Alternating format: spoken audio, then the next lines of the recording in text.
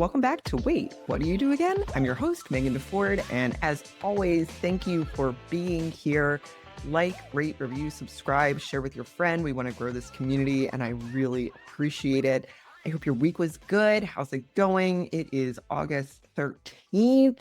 We are near the end of summer, which is really crazy. My kids went back to school this week, which every year I say this, but like it feels way too soon and way too fast. But their entry back in so far has been very smooth, which has been wonderful. So if you are back to school, I hope that your kiddos are doing great.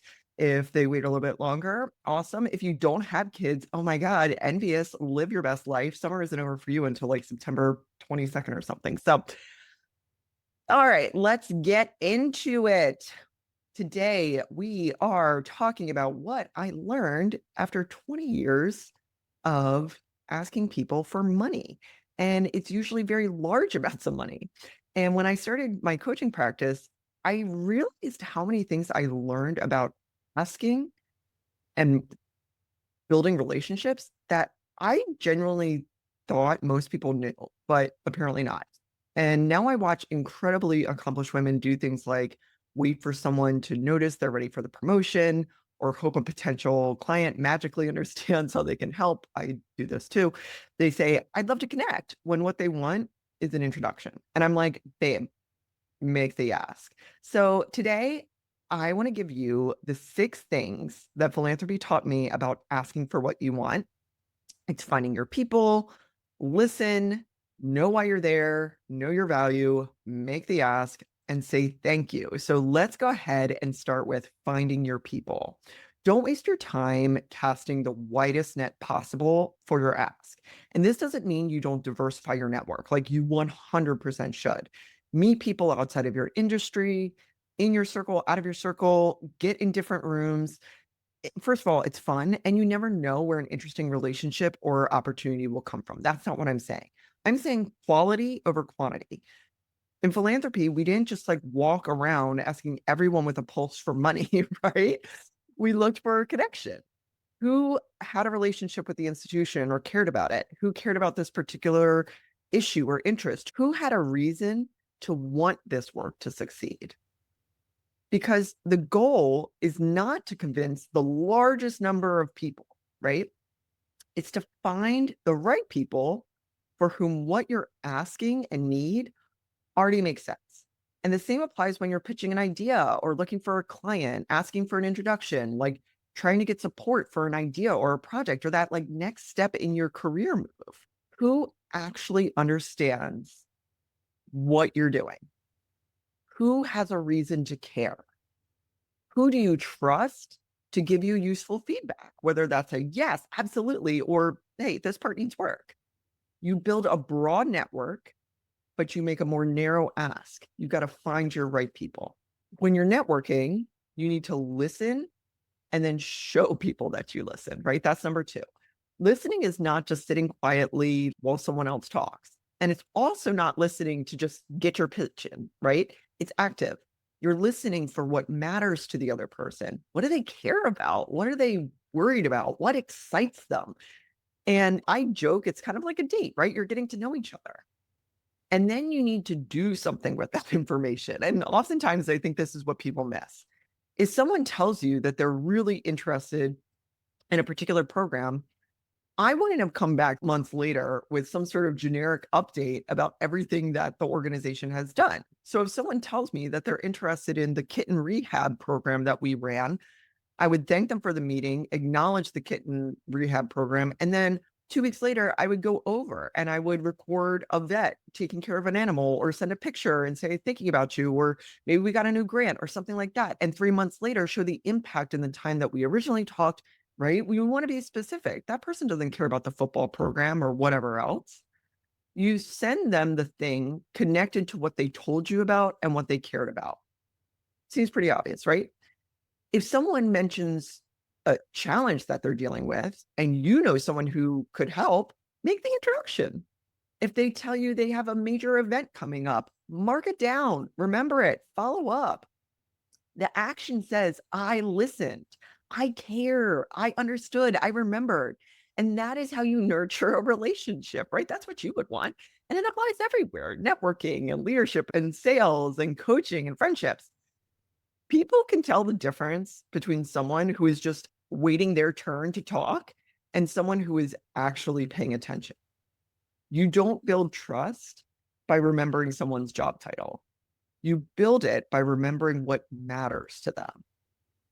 So, number three, know why you're there. I have seen too many "can we meet for coffee" requests turn into like an awkward hostage situation. Saying, "Can I pick your brain" is not a strategy. As Brene Brown says, clarity is kind. Clarity creates the possibility of hearing no. And I think that's one of the reasons why we avoid being clear about asking why we want to meet. Because if I tell you exactly why I'm reaching out, you might ghost me. You might tell me you're not interested. And you might say no. And I don't particularly love hearing no. And I've heard it a lot over the course of my career. Plenty of times. But I would much rather hear that no, because now neither of us has to spend 3 meetings politely circling around something that was just never going to happen, right? And this ties directly back to finding your people. Being clear about why you're meeting and what you want helps you figure out whether you're talking to the right person. If you want the introduction, say you're hoping for an introduction. Can I tell you more about what I'm looking for? If you're interested in the role, say it. If you think that your work could solve their problem, tell them that's why you wanted to talk, right? Don't make them do the work. And that doesn't mean you sit down at coffee and launch immediately into a pitch. The relationship matters. Listening matters. Context matters. It's why you have done the work in finding your people, right? But you don't want to hide your intention because you're afraid that clarity might close the door. Sometimes it will. And sometimes people who have told me no came back to me much later with an idea, with an introduction, or they were ready to have that conversation. Because I was clear in the beginning about what I wanted to talk about, a no wasn't always the end of the conversation. And, that no, that closed door gives you time back and allows you to focus. Build a broad network, make a narrow ask. Be clear enough to get an answer, right? So when you're asking for that meeting, don't just say, "Hey, I'd love to grab coffee and catch up." If that's truly what you want, great. But let's say you met at a networking event, maybe you had the coffee afterwards to get to know each other. And that third meeting, you want an introduction to someone in their network. Just say, like, "Hey, I would love to grab coffee. I'm looking for an introduction to so and so. Would you be able to help me with that?" Sometimes they'll say, like, "Yeah, I don't even need coffee. Tell me what you need." Or I'll say to people, like, "Write what you need and I'll send it to them and connect the two of you," right? Be clear. So number 4 is knowing the value that you bring and being able to articulate it, right? Facts are not enough. You can hand someone statistics and outcomes and reports and strategic plans and all of the data. And that data is important. But eventually they really want to know, so what? Like, why does it matter? Why this organization? Why this project? Why now? Why you? And this is where you need to be a storyteller and do the work for them. And for so many of us, it gets harder to tell that story when you're trying to explain your own value. How many of us were taught as children to be humble and not to brag? I work with unbelievably accomplished women who can advocate for their teams, their companies, their clients, their families, everybody else around them. They are loyal and they are articulate, man. They can close that deal for other people. And then you ask them to explain what they bring to the table, what they want. And suddenly I hear, "Well, or it's really the whole team." The accomplishment is downplayed, you know, sad trombone, womp womp. No, we're not doing that. You need to know your own case for support. What do you do exceptionally well? What problems do you solve? What happens because you're in the room? How does that room change immediately and benefits immediately when you walk into it? What have you done before that gives someone the confidence that you can do this next thing. And this is not about becoming a little Napoleon or, turning yourself into a personal brand robot. It's about being able to articulate your value clearly enough to yourself that someone else can understand it. And you can do that confidently because people cannot advocate for you or hire you or refer you or promote you, invest in you, buy from you if they don't understand what you want and why. Why you? Your story is not your resume. Why does this opportunity make sense? Why are you interested in this particular thing? What experiences had led you here? This is what makes the ask make sense. You're not just saying, I want this. I wish it was that easy, right? You're helping someone understand, here's why this matters to me. Here's what I bring. Here's why I think this makes sense. You're doing all that work for them, right? It's your cover letter. Don't make the other person do the work of figuring out your value for you. They won't. They can love your vibe, but they won't do the work for you. And if you want them to do this work for you, you are outsourcing your narrative. We oftentimes assume that our work will speak for itself. I'm very guilty of this. Your boss may not automatically connect everything that you've accomplished and how you got there to why you should be promoted. A client is not going to understand how your experience applies to their exact problem. They're focused on the problem. You need to give them the solution. Someone in your network may genuinely want to refer you and have absolutely no idea how to describe what it is that you do. Part of the reason I named this podcast, Wait, What Do You Do Again? Is because people will be like, oh, I'm a teacher. And you're like, oh, okay. And you have this idea of what a teacher is. Think about what you think a teacher is. And then find out they do all these other things. Unless you tell someone what you're doing and the specificity of it, they have their own idea of what a banker is, of what a financial advisor is, of what a real estate agent is, a teacher, a coach. You have to spell it out for them and make it very clear what you do, right? Make it easy for people to understand you. And we're not being reductive. You do not need to make yourself smaller to make yourself easier to understand. You just need to get clearer about who you are and the value you bring, your story. So if I asked you right now, why should someone choose you for the thing that you're asking? Could you answer me in 2 or 3 sentences without giving me your entire resume? Because that is the skill. It's about being really clear about your story, your narrative, what you need and why. It's the so what. Number 5, making the ask. So fundraisers have a word for the time period before the ask, and that's called cultivation. And sometimes we have been cultivating for years on end, right? You've had the coffee, you've done the work, you built the relationships, you've updated your resume, you've helped other people in your network, you have done all the things. Cultivate, cultivate, cultivate. You've mentioned the book, you've hinted that you'd like more responsibility at work, but at some point, baby, you have to ask. We are not hinting. I'm just throwing it out there. Again, it goes back to you need to do the work. You need to ask. And then comes the part that makes everybody very uncomfortable. Stop talking.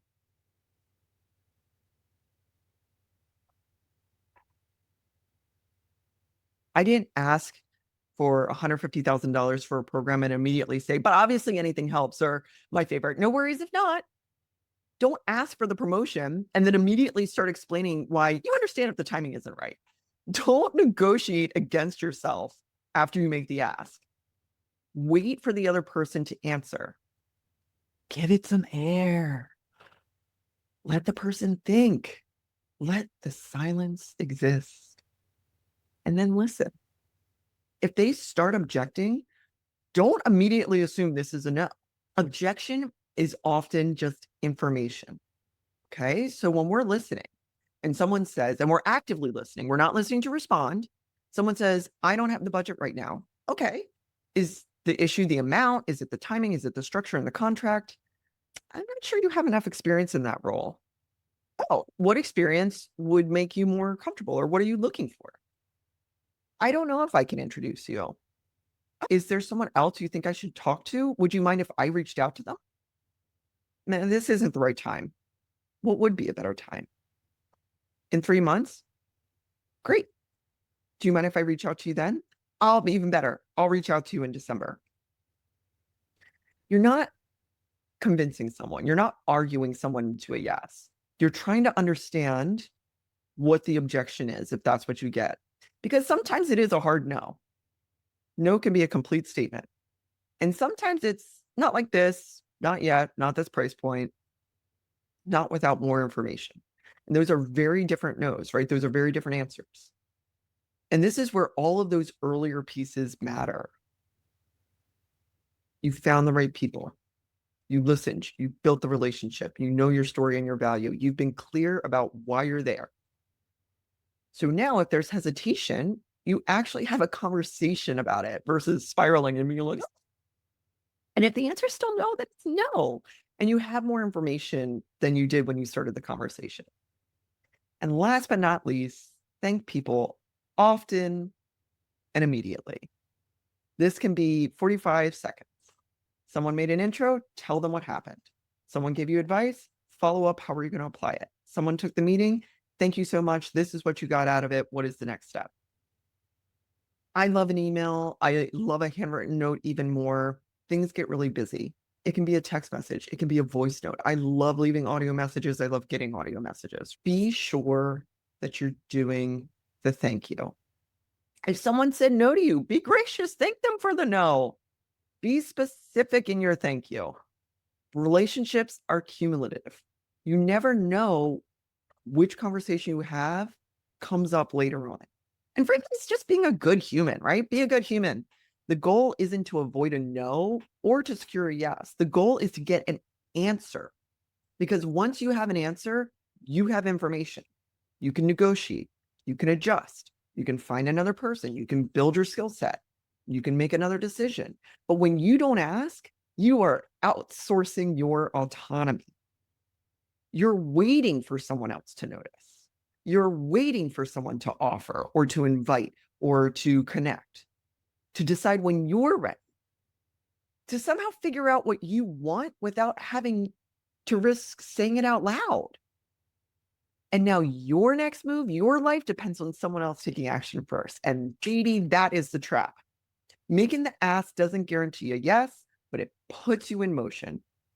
You get clarity, you get information, you decide what happens next. Okay, it is exercise time. Stretch. We are not just about gaining information, we are about applying it, correct? We are about action. So, what are you waiting for someone else to offer you that you could actually ask for? What are you waiting for someone else to offer you that you could actually ask for? Write it down. What do I want? Who is the right person to ask? Do I know them? Do we have a relationship? What value am I bringing? What am I asking them to do? And then go do it. And then we follow up with thanking them and being specific. So I hope this was helpful. As always, I put the exercise in the comments of the podcast and on YouTube. And I would love your feedback. Let me know if you apply any of these. Let me know if I missed anything. There's so many lessons in philanthropy that I use in everyday life.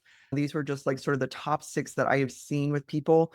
I can't wait for us next week to be together. Next Thursday, we are going to meet Brooke Kaplan, who is an amazing human being. She's in HR, but she's also a run coach. And that's a lot of what we're going to talk about. We're also going to talk about life with diabetes. And I had no idea what living with type 1 diabetes entailed. So great conversation. Can't wait for you to meet her. In the meantime, be good to yourself, be good to other people, make the ask, be brave. You got this.